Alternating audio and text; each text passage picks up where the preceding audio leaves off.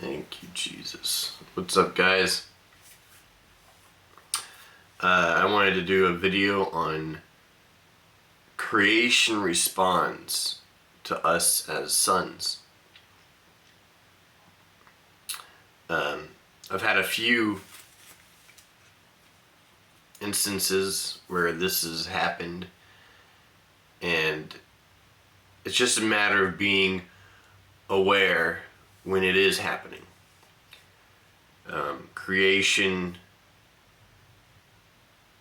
will respond when we're moving as a spirit in the spirit,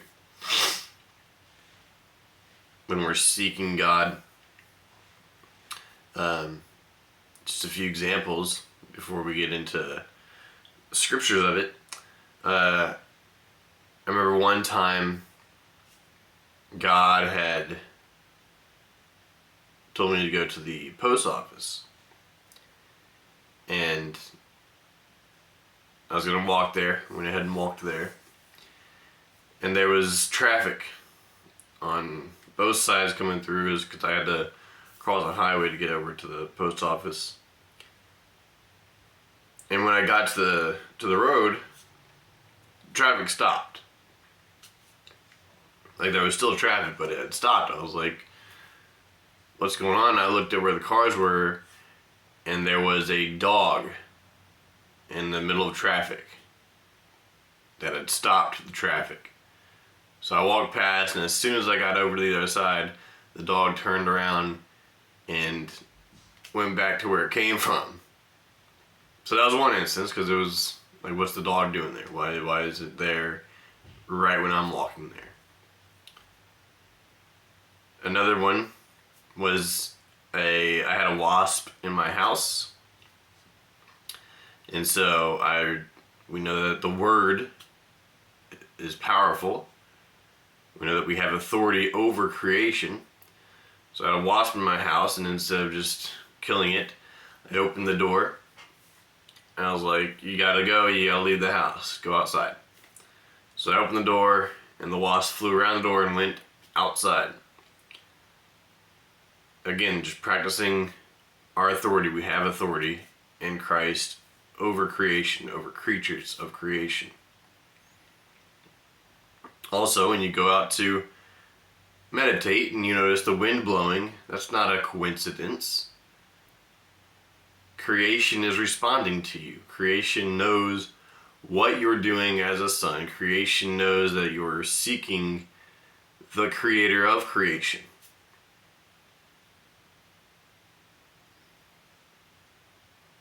We have to step in with childlike faith.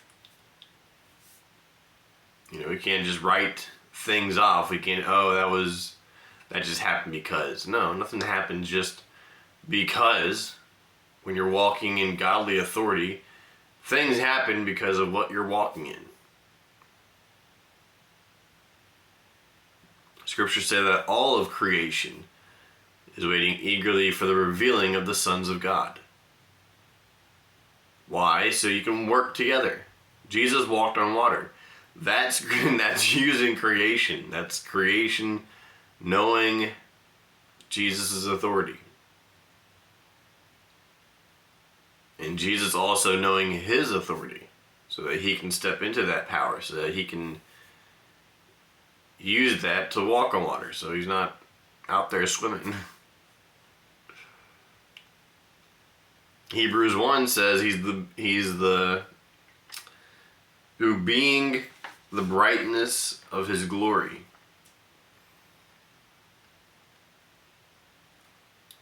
The brightness of his glory. Jesus being the brightness of God's glory. That's brighter than the sun. So we, walking in Christ, we are brighter than the sun. Revelation 5. Let me go ahead and turn over there.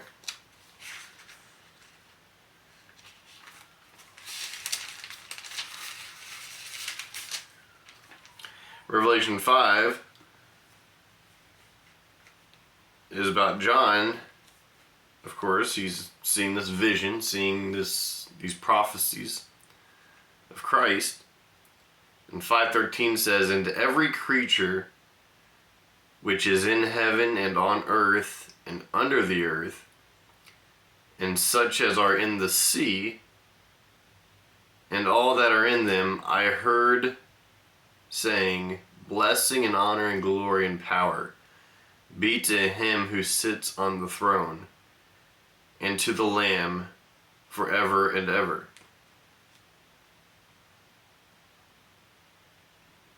Who was saying that is the creatures. The creatures were saying that. The creatures in the sea, on the land, in the ground, and the earth.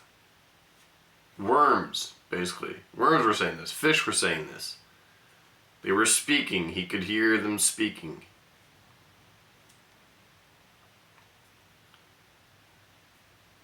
And the last one I have for you is Mark 13.